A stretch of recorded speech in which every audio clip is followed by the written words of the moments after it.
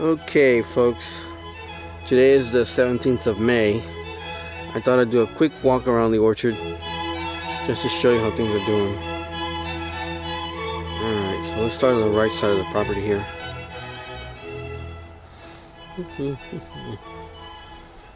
Right here, what you're seeing are some tropical trees that I have had to relocate to this side of the property because, as it turns out, or as it happens, even though Central Florida is not very cold, it gets cold enough in winter at times to pose a problem for tropical trees. These mangoes and soursops nearly died last year when we had a dip in temperature to 29 degrees below freezing, just below freezing. So I figured I'm not going to spend any more money buying tropical trees because they're just not going to, it's hard to invest that much money and time into them and have a cold snap come and just kill them all. So what tropical trees I do have, I went ahead and relocated here to this side of the house. See, this is on the southwest side. So in the winter, as the sun dips in the sky, now I have pine trees here, you can see in the distance. These pine trees are causing problems for me. But eventually someone will build a house in this lot next door, take down those pines, and when that happens, as the sun dips in the sky during winter, it'll heat up this wall, right? This wall will basically act like a heat capacitor. It will absorb the heat during the day from the sun, and at night, as the temperatures drop, it'll radiate that heat back out, and hopefully keep the air temperature surrounding around these trees just above freezing so that I don't lose them. Now I still expect to experience some damage, but hopefully it'll prevent them from dying. But anyway, what you see here is that right there is a Glen mango. This is a citrus tree. This is a Seville sour orange. That's a Kent mango right there. Right there, that's a little Kent, which I happen to like Kents. Off in the distance there, that is a Alfonso mango. That big guy in the middle,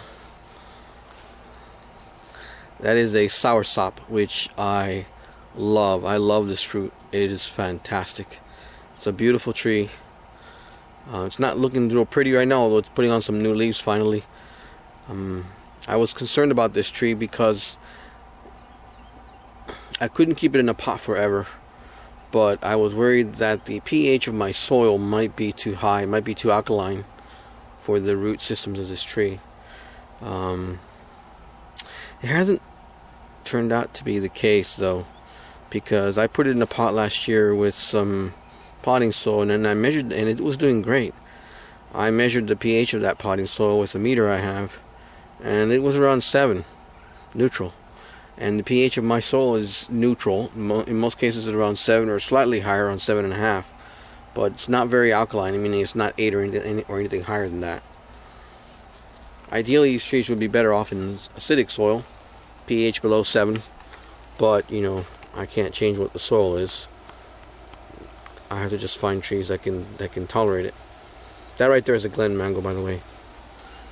Off in the front here, the yard, you'll see right there, those two little trees in the foreground, those are plums. They're European style plums, not Japanese style plums.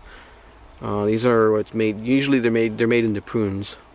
So the one in the foreground here, closest to me, that is a Stanley plum. Off in the distance behind it is a Diogen plum. It's a French plum, or a French prune. And all the way out there in the distance is a Abriquina olive tree. I wanted to point out something interesting here. That palm tree you see there, that is going down this winter. I'm going to cut it down, and in its place I'm going to plant a Haschia persimmon. First of all, I don't like palm trees. When it gets cold, the leaves burn and they look ugly. Second of all, they don't produce anything useful to eat, so what's the point in having it occupy space in my yard? I just like a persimmon tree better. It's going to actually change color during the fall. It's going to be beautiful reds and oranges, and I will also have fruit. So there you have it. All right, there's my dog. Hey Murphy, how you doing, buddy? Say hello to the camera. Good boy. He's a good dog, man. I can't tell you how useful these German Shepherds are. If you ever are looking for a good dog to have, you know, get a German Shepherd, man. They're awesome dogs. They're beautiful dogs. Very loyal to their owners, very brave, and very affectionate. Anyway, moving right along. This is what I like to call the pear block. And as you see, I have 2 rows of trees here. On the left is a Florida home. On the right is a Baldwin pear, which I'm going to probably remove anyway. But I wanted to share something about this Florida home. Look at that. I have a little fruit there. Now I had to hand pollinate this tree with blooms from the hood pear that was way off in the distance there earlier this year. But I did finally get it to produce a piece of fruit. Up there, if you can see, there's also some, you see those? Those are new fruits coming on from this Florida home. I pollinated those with the fruits from these Kefir pears. This is a Kefir pear right here. That's a Kefir pear. And behind it is another Kefir pear. And you'll see which ones I pollinated with right here. See that? Hold on, maybe I can't get it. Those are the flowers, the blooms from the Kefir pear that I used to pollinate that Florida home. And incidentally, it also pollinated the Kefir. So it looks like I'll get a few pears if I'm lucky from this Kefir as well. Never tried a Kefir pear, so I'm interested in seeing what it's like. Anyway, that's another Kefir pear. You see, it's pretty tall, not doing much. It hasn't woken up yet. That kind of pisses me off. But anyway, these are Bartlett pears. This is a Bartlett. That's a Bartlett. That's another Bartlett right there. That's a Bartlett right there. See that? So I don't have a whole lot of time to go through everything in the yard. So let me just quickly, go through some highlights. This is a hood pear. It's got 2 pieces of fruit. Unfortunately, one got stung by an insect right there. I think it was actually a fruit fly that did this and then exited out over here. So I know this is going to be a problem with these fruits. Damn fruit flies. This guava tree seems to be a magnet for fruit flies. Unfortunately, I love guava, so I'm not going to get rid of it. I'll just have to deal with that problem as it happens. Anyway, these are just show you a quick scan of the orchard here. I wanted to focus in on the apple trees because these apples are getting ready to be picked. These are Anna's and Tropic Sweets, and I'm ready to harvest this apple soon. Probably by the end of this week or maybe the early part of next week. I've been tasting little bits and pieces here. Here's one. This is the Tropic Sweet. I've been grabbing little samples, little fruits that are damaged and that are dangerous, or like the branches may be too heavy, and I want to remove a little bit away from the branch. I'll pick out one of those little fruits and cut it open and try it, see how it's progressing. They're still a bit starchy, but they're getting sweet now. They're at the point where they're starting to get sweet, and you have to be careful because if you leave these on too long, they get really mushy. So that's Tropic Sweet, and this is my pride and joy, Anna. I love the Anna apple tree. Such a beautiful tree. Look at that. Look at how pretty those apples are. Look like little golden orbs. I got a whole bunch of new fruit trees coming actually in the next week or so. There are going to be about 4 more Asian pears and 2 quince trees. What else is going to be there? Quince and a Hashia persimmon. That's the one that's going to go out front. But look at that. I'll show you some videos when I unpack those trees so you can see it. These 2 apples, these two Anna apples that look bigger than the rest, I know for a fact that I pollinated these with blooms from the Dorset Golden.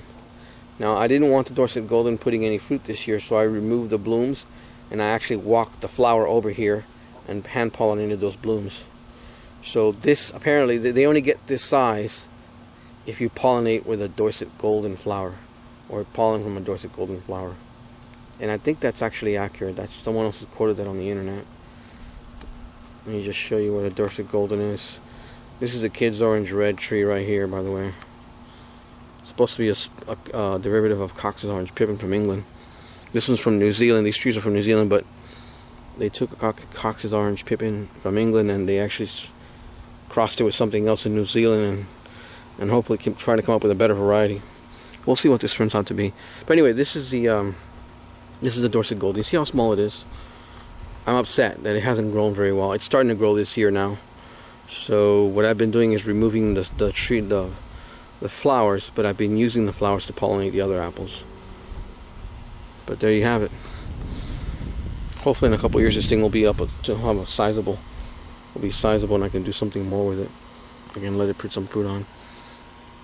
Anyway, there it is again. Tropic sweet. Kind of cool. Whoever tells you can't grow apples in Florida doesn't know what they're talking about. You most certainly can. This is a Fuji. It actually has some apples to demonstrate that it's not just these low chill apples, but these other apples will work too. This is a Fuji. Or at least I was told it's a Fuji when I bought it. We'll see. But those are some apples on the Fuji.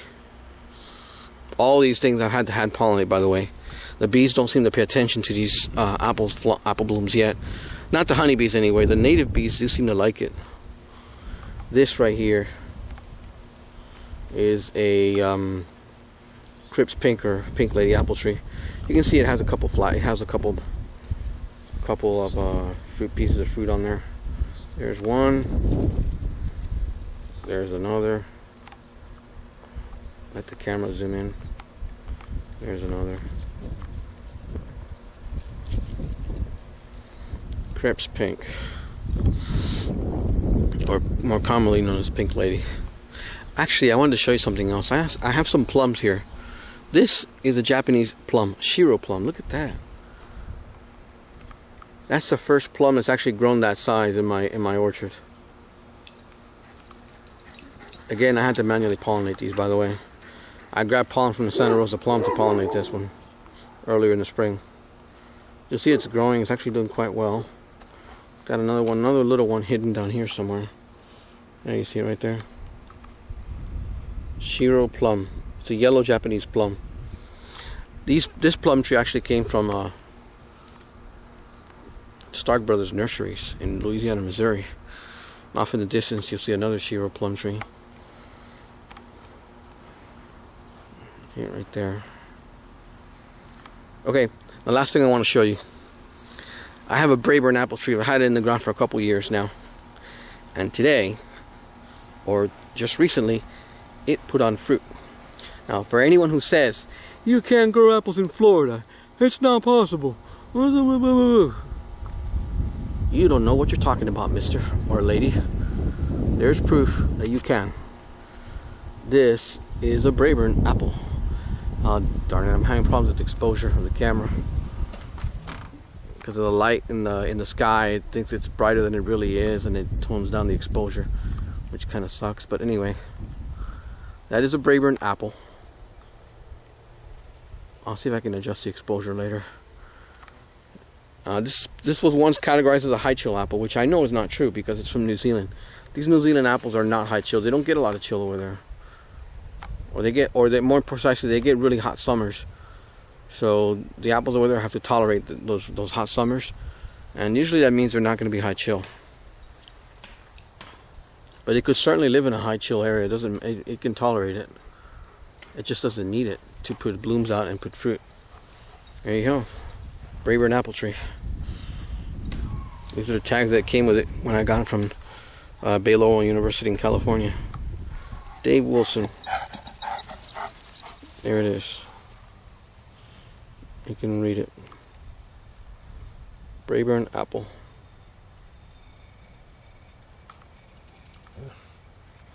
As you can see, I got the dog. What's wrong, Murphy? What's wrong? What do you see? Something bothering you?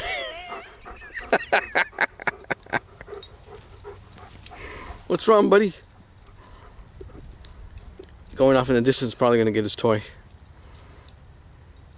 Yeah, there he is. He's getting his toy. He wants to play with his toy. I don't have time to play with the toy. This dog thinks that all I have time to do every day is play. I'm actually not supposed to be doing this. Anyway, signing off. Good. Basically, May 17th, 2018, Zone 9B, East Central Florida, so you can see what grows in this area. Goodbye.